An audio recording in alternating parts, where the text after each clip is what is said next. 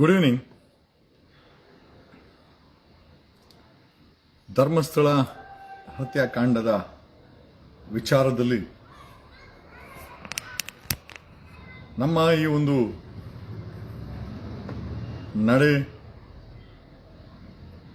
ಹೋಗ್ತಾ ಇರುವಂಥ ದಾರಿ,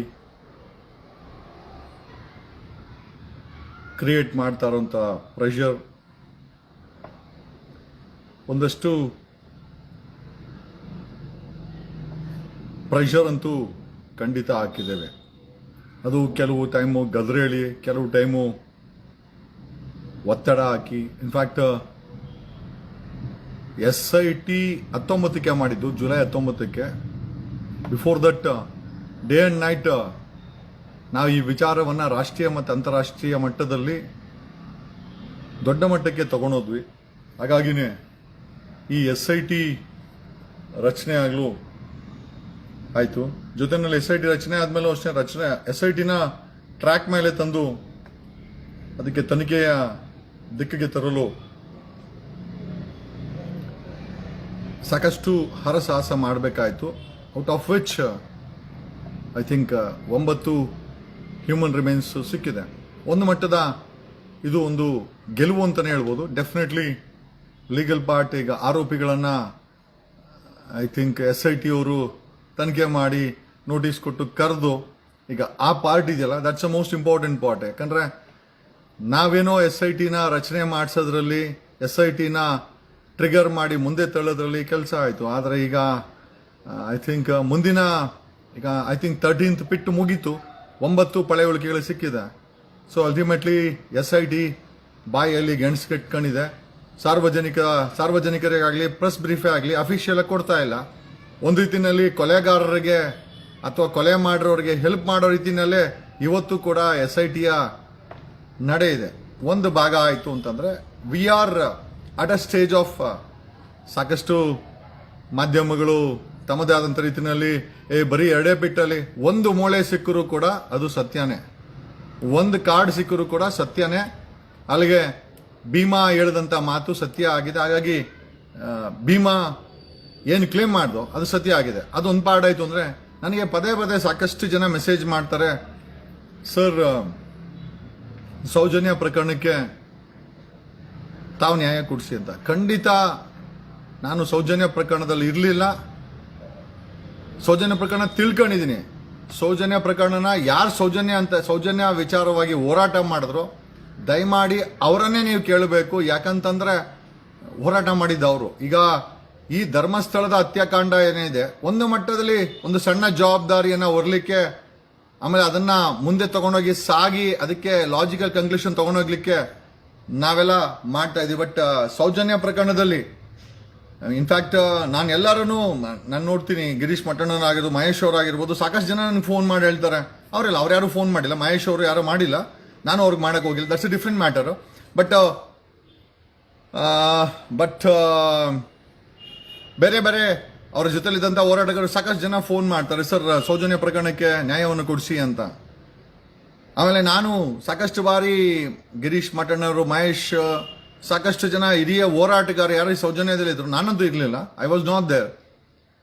they always proclaim on the video. ಅಂದರೆ ಮಾಧ್ಯಮದ ಮುಂದೆ ಪ್ರೊಕ್ಲಮೇಷನ್ ಆಗುತ್ತೆ, ನಮ್ಮ ಬಳಿ ಎಲ್ಲ ದಾಖಲೆ ಇದ್ರೆ ಕೋರ್ಟ್ಗೆ ಅಕಸ್ಮಾತು ಸೌಜನ್ಯ ಪ್ರಕರಣದಲ್ಲಿ ನ್ಯಾಯ ಸಿಕ್ಕಿಲ್ಲ ಅಂತಂದ್ರೆ ಒಂದು ರೀಇನ್ವೆಸ್ಟಿಗೇಷನ್ಗೋ, ಈಗ SIT ಫಾರಂ ಆಗಿದೆ SITಗೋ, ಅಥವಾ ಮರು ತನಿಖೆಗೆ ಹೈಕೋರ್ಟ್ಗೆ ಒಂದು ಪಿಟಿಷನ್ ಹಾಕಿ ಮತ್ತೆ ರೀಡೈರೆಕ್ಷನ್ ಏನಾದರೂ ಒಂದು ಕೊಡಿಸ್ಬೋದಲ್ಲ.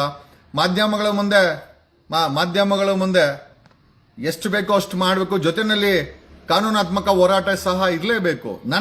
ನನಗೆ ಗೊತ್ತಿಲ್ಲ ಸೌಜನ್ಯ ಪ್ರಕರಣದಲ್ಲಿ ಎಲ್ಲರೂ ಹೇಳೋದೇನೋ ಅಂತಂದ್ರೆ ಅವರು ನಮ್ಮ ಹತ್ರ ಎವಿಡೆನ್ಸ್ ಇದೆ, ಫೋನಲ್ಲಿ ಇದೆ. But the biggest question is, ಇದನ್ನೆಲ್ಲ ಯಾಕೆ ಕೋರ್ಟ್ ಮುಂದೆ ಹಾಜರು ಮಾಡಿ?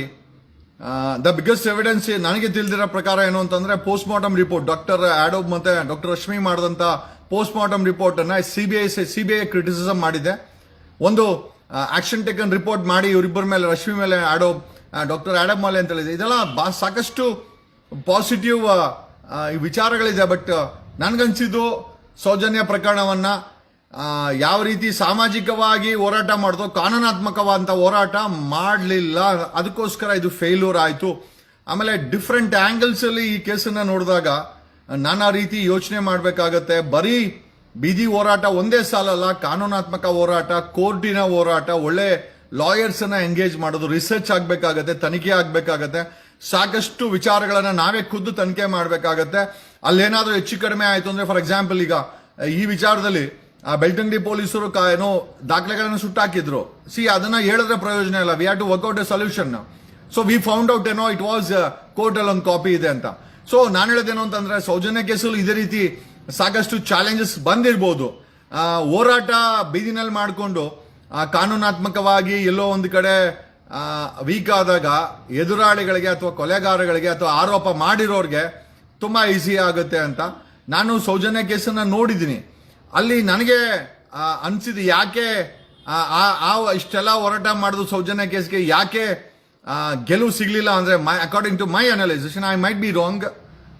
ಕಾನೂನಾತ್ಮಕವಾಗಿ ಅದನ್ನ ಹೋರಾಟ ಮಾಡುವಂತ ಬುದ್ಧಿವಂತಿಕೆ ಇರಲಿಲ್ಲ ಅಥವಾ ಲೀಡ್ ಮಾಡೋರು ಇರಲಿಲ್ಲ ಅನ್ನೋದು ನನಗೆ ಅನ್ಸಿದ್ದು. ಸಾಮಾಜಿಕವಾಗಿ ಅದನ್ನ ಜನರ ಮುಂದೆ ಇಡುವಂತ ಕೆಲಸ ಸಕ್ಸಸ್ಫುಲ್ ಆಗಿದೆ. ಬಟ್ ವೆರಸ್ ಅದನ್ನ ಕಾನೂನಾತ್ಮಕವಾಗಿ ಶಿಕ್ಷೆ ಕೊಡಿಸುವಂತ ಕೆಲಸ ಅಥವಾ ಕಾನೂನಾತ್ಮಕವಾಗಿ ಒಂದು ಲಾಜಿಕಲ್ ಕನ್ಕ್ಲೂಷನ್ ಹೋಗುವಂತ ಕೆಲಸ ಆಗಿಲ್ಲ. ಇವತ್ತು ಕೂಡ ಸಮಯ ಏನು ಆಗಿಲ್ಲ. ಯಾಕೆ ಅಂತಂದ್ರೆ, ನಿಮ್ಮಗಳ ಬಳಿ ನಾನೆಲ್ಲರಿಗೂ ನೋಡ್ತಾ ಇರ್ತೀನಿ, ನಮ್ಮ ಬಳಿ ಫೋನಲ್ಲಿ ಎವಿಡೆನ್ಸ್ ಇದೆ ಸೌಜನ್ಯ ಪರವಾಗಿ ಅಂತ. ನನ್ನ ಪ್ರಶ್ನೆ ಇಷ್ಟನೇ, ಫೋನಲ್ಲಿ ಇಟ್ಕೊಂಡಿರುವಂತ ಎವಿಡೆನ್ಸ್ ಅನ್ನ ಹೈಕೋರ್ಟ್ ಮುಂದೆ ಫ್ರೆಶ್ ಪೆಟಿಷನ್ ಫೈಲ್ ಮಾಡಿ ರೀಡೈರೆಕ್ಷನ್ SITಗೆನೆ ಕೊಡಿಸಬಹುದು ಅಥವಾ SITಗೆನೆ ಮರು ತನಿಖೆ ಮಾಡಿಸ್ಲಿಕ್ಕೆ ಕೊಡಿಸಬಹುದು. ಯಾಕೆ ಸೌಜನ್ಯ ಟೀಮ್ ಅವರು ಪ್ರಯತ್ನ ಪಡ್ತಾ ಇಲ್ಲ ನನಗೆ ಗೊತ್ತಿಲ್ಲ. I am not contacting anybody. ಯಾಕೆ ಅಂತಂದ್ರೆ, ಯಾರೋ ಒಂದು ಹೋರಾಟ ಮಾಡಿರೋದನ್ನ ಇಷ್ಟೋ ಜನ ಹೇಳ್ತಾರೆ, ಸರ್ ಈಗ ನೀವು ಬಂದು ಕ್ಲೇಮ್. ನಾನು ಯಾವ್ದನ್ನು ಕ್ಲೇಮ್ ಮಾಡ್ತಲ್ಲ. ಸೌಜನ್ಯ ಪ್ರಕರಣಕ್ಕೆ ನನ್ಗೆ ಸಂಬಂಧನೇ ಇಲ್ಲ. But still I know many things. Failure ಕಾರಣ ಗೊತ್ತಿದೆ ನನಗೆ. ಪಾಸಿಬಲಿ ಲೀಗಲ್ ಆಗಿ ಅದು ಸೌಜನ್ಯ ಪ್ರಕರಣ ಜಾಸ್ತಿ ಸಾಮಾಜಿಕವಾಗಿ ಪ್ರಚಾರ ತಗೊಳ್ತೇವೆ ಹೊರತು ಕಾನೂನಾತ್ಮಕವಾಗಿ ಅದಕ್ಕೆ ಸರಿಯಾದಂತ ದಿಕ್ಕು ತೋರಿಸುವಲ್ಲಿ ಫೇಲ್ಯೂರ್ ಆಗಿದೆ ಅನ್ನೋದು ಒಂದು. ಆಮೇಲೆ ಎದುರಾಳಿ ತುಂಬಾ ಪವರ್ಫುಲ್ ಆಗಿದ್ದ. ಅವನ ಆಕ್ಟಿವಿಟೀಸ್ ಇವಾಗ ನೋಡಿ, ಎಕ್ಸಾಂಪಲ್ ಈ ಕೇಸಲ್ಲಿ ಒಂದು ಒಟ್ಕೊಲ್ಲ ಗಿಗ್ ಆರ್ಡರ್ ಮಾಡಿದಂತ ಜಡ್ಜು SDM ಕಾಲೇಜಲ್ಲಿ ಓದಿದ್ದವರು.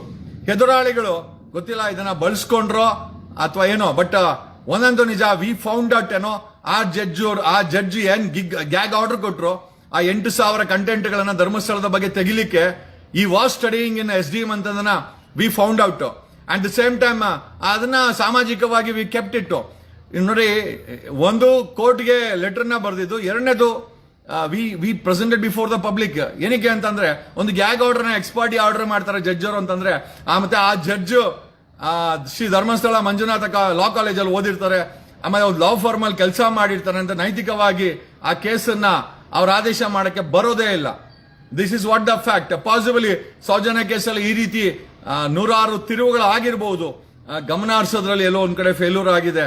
Otherwise Soujanya case a fit case to get convicted, equal to Prajwal ರೇವಣ್ಣನ್ ಕೇಸ್ ಏನಾಗಿದೆ, equal to that case conviction ನ ಕೊಡಿಸಬಹುದಾಗಿತ್ತು. ಯಾವ ಸರ್ಕಾರಗಳು ಪ್ರಜ್ವಲ್ ಕೇಸಲ್ಲಿ ಇಂಟ್ರೆಸ್ಟ್ ತೋರಿಸಿದ್ರೋ ಆ ಸರ್ಕಾರಗಳು ಸೌಜನ್ಯ ಕೇಸಲ್ಲೂ ಕೂಡ ಇಂಟ್ರೆಸ್ಟ್ ತೋರಿಸಬಹುದಾಗಿತ್ತು. ಜೊತೆನಲ್ಲಿ ಸರ್ಕಾರ ತೋರಿಸುತ್ತೋ ಬಿಡುತ್ತೋ, ಹೋರಾಟಗಾರರು ಆ ದಿಕ್ಕನ್ನ, ಆ ಕಾನೂನಾತ್ಮಕ ದಿಕ್ಕಿಗೆ ವರ್ಕ್ ಮಾಡಬೇಕಾಗಿತ್ತು. ಎಲ್ಲೋ ಒಂದ್ ಕಡೆ ವರ್ಕ್ ಮಾಡಿಲ್ಲ ಅಂತ ಅನ್ಸುತ್ತೆ. ಈಗಲೂ ಕೂಡ ಕಾಲ ಮಿಂಚಿಲ್ಲ. ಹೈಕೋರ್ಟ್ಗೆ ಪೆಟಿಷನ್ ಫೈಲ್ ಮಾಡಬಹುದು, ಯಾರು ಅಂತ ಗೊತ್ತಿಲ್ಲ ನನಗೆ. Because I don't want to interfere. ಯಾಕೆ ಈಗ ಇವ್ರು ಬಂದು ಅಂತ, ಅದಕ್ಕೆ ನಾನು ಸಾರಿ, ಇಂಟರ್ನೆಟ್ ಕನೆಕ್ಷನ್ ಸ್ವಲ್ಪ ಯಾಕೋ ಡಲ್ ಆಯ್ತು. ಸೊ ನಾನು ಹೇಳೋದೇನು ಅಂತಂದ್ರೆ, ಇವತ್ತು ಕೂಡ ಸೌಜನ್ಯ ಪ್ರಕರಣದ ಹೋರಾಟಗಾರರ ಬಳಿ, ಸೌಜನ್ಯಕ್ಕೆ ಸಂಬಂಧಪಟ್ಟಂಗೆ ನಿಮ್ಮ ಬಳಿ ಏನಾದರೂ ಎವಿಡೆನ್ಸ್ಗಳಿದ್ರೆ ಖಂಡಿತವಾಗಿ ಯು ಕ್ಯಾನ್ ಅಪ್ರೋಚ್ ಹೈಕೋರ್ಟ್. ಈಗ SIT ಫಾರ್ಮ್ ಆಗಿದೆ, ಹೈಕೋರ್ಟ್ ಇಂದ ತನಿಖೆಗೆ ಇರುವಂತ ಡಾಕ್ಯುಮೆಂಟ್ಸ್ ಅಲ್ಲೇನೆ, ಫಾರ್ ಎಕ್ಸಾಂಪಲ್ ಆಗಿರುವಂತ ಪೋಸ್ಟ್ ಮಾರ್ಟಮ್ ರಿಪೋರ್ಟ್ಗೆ CBI ಕಾಪಿ ಇದೆ, CBI ಕಾಪಿನ ಹಾಕ್ಬೋದು. That will be a prima facie evidence to investigate the case. CBI ಬರ್ದಿದೆ, ಡಾಕ್ಟರ್ ಆಡಮ್ ಮತ್ತೆ ಡಾಕ್ಟರ್ ರಶ್ಮಿ ಅವರು ಕೇಂದ್ರ ಸರ್ಕಾರದ CBIನೇ ಬರ್ದಿದೆ. ಇವರಿಬ್ರು ಕೂಡ ಸೌಜನ್ಯ ಪೋಸ್ಟ್ ಮಾರ್ಟಮ್ ಅನ್ನ ವಿಡಿಯೋಗ್ರಫಿ ಮಾಡಲಿಲ್ಲ, ವ್ಯಾಜಿನಲ್ ಅಬ್ಸರ್ವೇಷನ್ ರಿಫ್ಲೆಕ್ಟ್ ಮಾಡಿಲ್ಲ, ಎಲ್ಲೋ ಒಂದು ಕಡೆ ಕೊಲೆಗಾರರಿಗೆ ಹೆಲ್ಪ್ ಮಾಡೋ ರೀತಿ ಪೋಸ್ಟ್ ಮಾರ್ಟಮ್ ರಿಪೋರ್ಟ್ ಅನ್ನ ಅಡ್ಗೋಡೆ ಮೇಲೆ ದೀಪ ಬರೆದಿದ್ರು, ಇವರಿಬ್ಬರ ಮೇಲೆ ಕ್ರಮ ಆಗಲಿ ಅಂತ ಹೇಳಿದಿಲ್ಲ. See that's a most important letter. ಅದು ಸರ್ಕಾರದ ಬಳಿ ಇದೆ. ಇವತ್ತು ಕೂಡ ಏನು ಮೀರಿಲ್ಲ.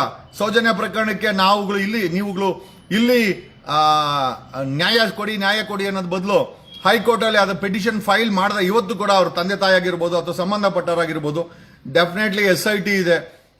ಮತ್ತೆ ಮರು ತನಿಖೆ ಮಾಡಿಸ್ಲಿಕ್ಕೆ ನಮ್ಮಂತವ್ರು ಮಾನಿಟರ್ ಮಾಡ್ತೀವಿ.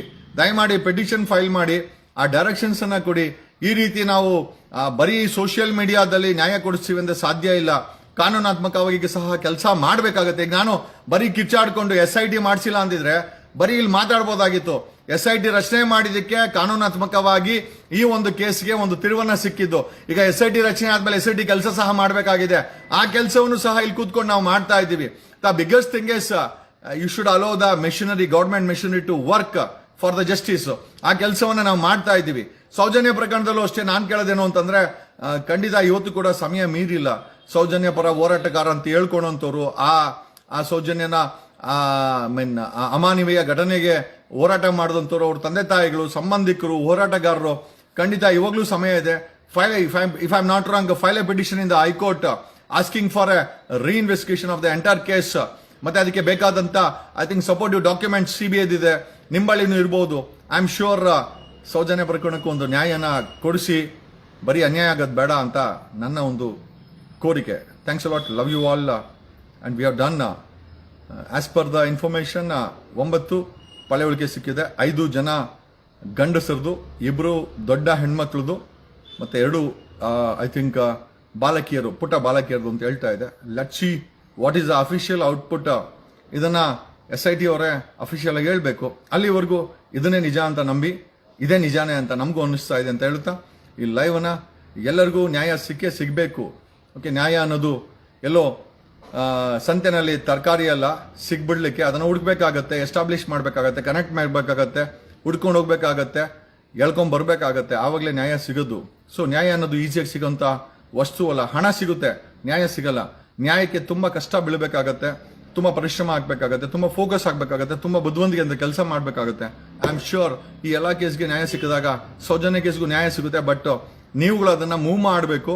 ಮೂವ್ ಮಾಡದೆ ಸುಮ್ಮನೆ ಐ ಥಿಂಕ್ ಮಾಧ್ಯಮಗಳ ಮುಂದೆ ಬ್ರೀಫಿಂಗ್ ಕೊಟ್ರೆ ಖಂಡಿತವಾಗಿ ಆಕೆ ಆತ್ಮ ನಿಮ್ಮನ್ನು ಕೂಡ ಶ್ರಮಿಸಲ್ಲ ಅಂತ ಹೇಳುತ್ತಾ I am sure you are gone to do it. ನನಗೆ ಗೊತ್ತಿಲ್ಲ ಯಾಕೆ ನೀವು ಹೈಕೋರ್ಟ್ಗೆ ಮೂವ್ ಮಾಡ್ತೀರಾ, ಬರೀ ಮಾಧ್ಯಮಗಳ ಮುಂದೆ ಮಾತಾಡ್ತೀರಾ, ನನಗೆ ಖಂಡಿತ ಅರ್ಥ ಆಗ್ತಾ ಇಲ್ಲ. I am not able to understand what are you trying to do. ಬರೀ ಯಾರನ್ನೋ ಬೈದೋದ್ರಿಂದ ನ್ಯಾಯ ಸಿಗುತ್ತಾ ಸೌಜನ್ಯಗೆ? ಹೈಕೋರ್ಟ್ಗೆ ಪಿಟಿಷನ್ ಹಾಕ್ಬೋದಲ್ವಾ ರೀಇನ್ವೆಸ್ಟಿಗೇಷನ್ಗೆ? ಸರ್ಕಾರದಲ್ಲಿ CBI ಲೆಟರ್ಸ್ ಇದೆ. ನನ್ನ ಮುಂದೆನೆ ಸಾಕಷ್ಟು ಎವಿಡೆನ್ಸ್ಗಳಿದೆ ಸೌಜನ್ಯ ಕೇಸನ್ನ ರೀಇನ್ವೆಸ್ಟಿಗೇಷನ್ ಮಾಡಲಿಕ್ಕೆ. SIT ಫಾರಮ್ ಆಗಿದೆ. The high court can direct the SIT to reinvestigate the case. Why not? ಸುಮ್ಮನೆ ಮಾಧ್ಯಮಗಳು ಮುಂದೆ ಕೂತ್ಕೊಂಡು ಬರೀ ಅದ್ರ ಬಗ್ಗೆ ಎವಿಡೆನ್ಸ್ ಅಂತ ಹೇಳೋದ್ ಬದಲು ಹೈಕೋರ್ಟ್ಗೆ ಪಿಟಿಷನ್ ಹಾಕಿ ಡೈರೆಕ್ಷನ್ ಕೊಡಿಸಿ. ಇಲ್ಲ ಬೇಕಾ any assistance you required, you let us know, we can help you. Thank you.